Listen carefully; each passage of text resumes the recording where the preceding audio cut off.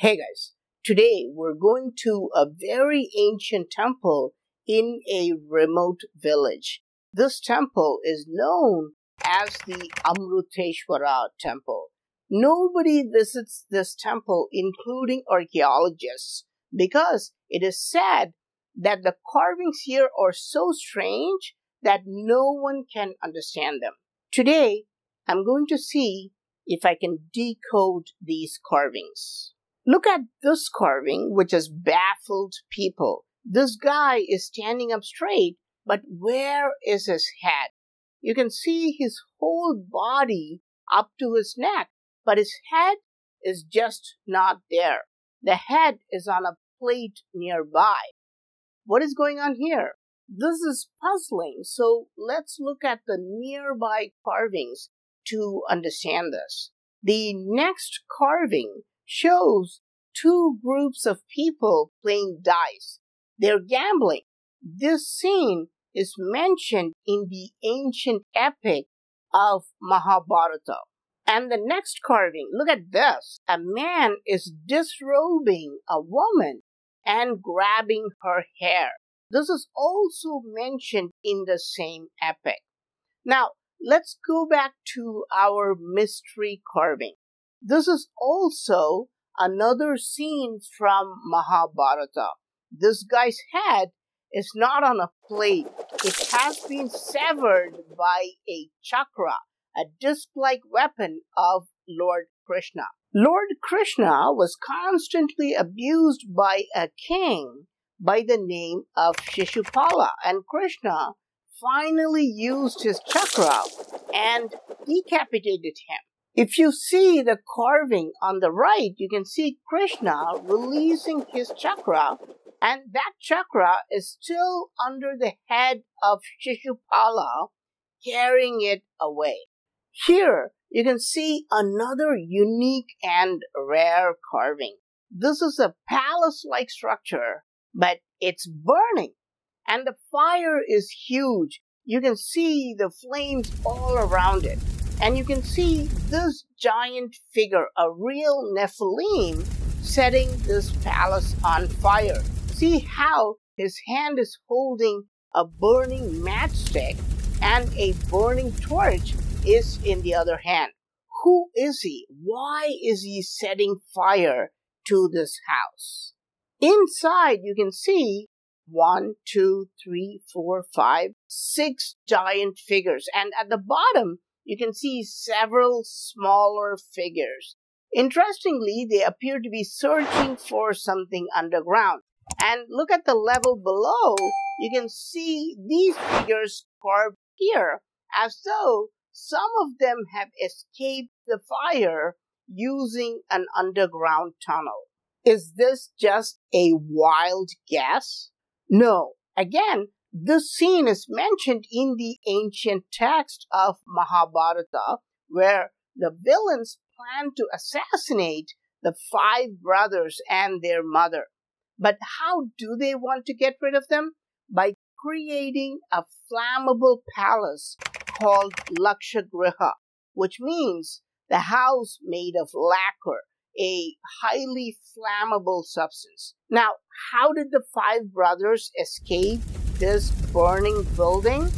They had learned about a unique tactic used by a strange animal.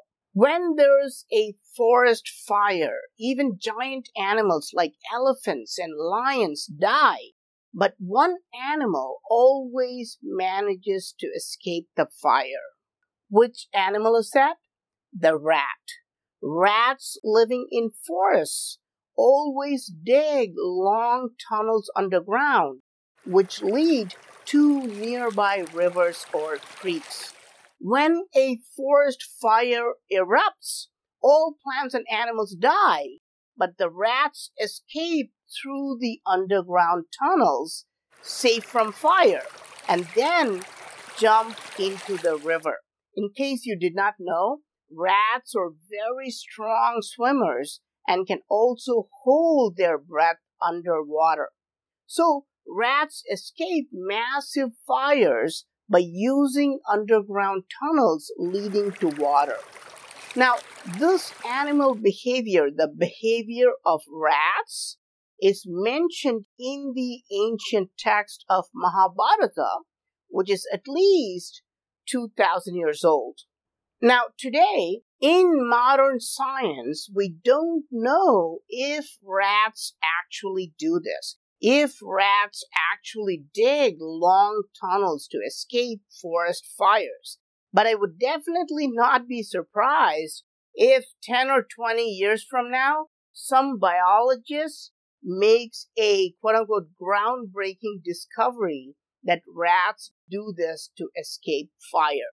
So the five brothers built an underground tunnel from the Lacquer Palace that is 10 miles long, leading to the Ganga River. And that is how they escape the fire. Now, I want to show you this esoteric carving with deep symbolism. You can see this structure with a thick base, but then there is only one long cylinder rising above. And notice how there is a conical spire on top. At the very top, you can also see a kalasha or a container. But you can see intertwined nagas like DNA strands going all around it. On both sides of the cylinder, you can see more naga, and on either side of the conical spire, you can see thicker naga strands. And at the very top, you can see this motif.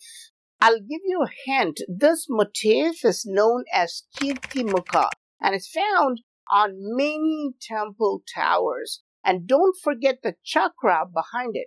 It's rare to find such an esoteric carving with deep hidden meaning. So I hope you can take a good look and try to understand what all these mean.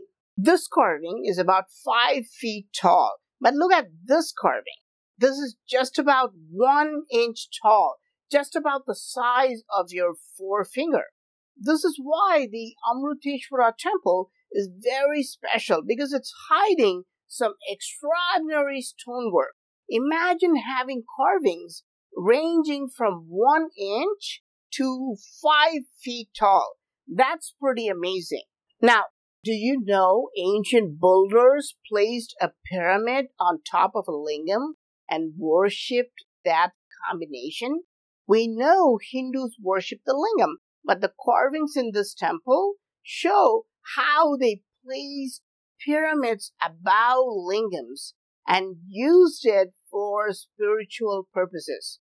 I've explained this in our deep dive community video. If you would like to watch it, please click on the join button below to watch that video. Here you can see another extraordinary carving. First, it seems like 2 guys are talking to each other, but when you look closer, things take a U-turn. The person on the right is a female. You can understand that by looking at her upper body. The figure on the right is not talking. He's a warrior. He's holding a bow and he has just released an arrow. But where is the arrow? The arrow has hit the female and it has hit right next to her eye. This is just a fascinating detail. It makes us feel like a real arrow has pierced her temple. Now, look at her face. She's not human. She is a demon. She has fangs sticking out of her mouth and her eyeballs are popping out. Who is she? The demon's name is Tataka, and she was destroyed by Lord Rama with a single arrow. We can understand this by observing the carvings next to it. Look at this one, another brilliant carving. You can see 3 demons standing on the ground. The first 2 demons are shown holding shields to protect their bodies, and look at their feet alignment. They're aligned in a tight battle formation not to get hurt. The demon at the far right is not holding a shield. he's shooting an arrow and the first two demons are covering for him. But there is a brilliant detail here. The first guy is not holding the shield correctly. His shield is not covering his body properly. And look at the next carving. Lord Rama has spotted this and is shooting the arrow. And now, see what has happened. The arrow has hit this demon's body exactly where he left it exposed. And notice how realistic the arrow looks. Half of it is inside his body and the other half is outside. And see how it is shown in front of the shield to show the demon was careless about protecting himself. I'm not going to elaborate about his face due to lack of time. These kind of extraordinary details from the epic Ramayana are also carved in the Amruteshwara Temple. So, if you ever get a chance to go to the state of Karnataka in India, don't miss this hidden gem.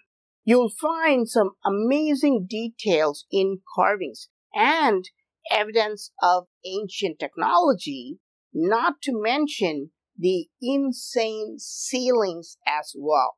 I hope you liked this video. I am PraveenMohan. Thanks a lot for watching. Don't forget to subscribe. I'll talk to you soon. Bye.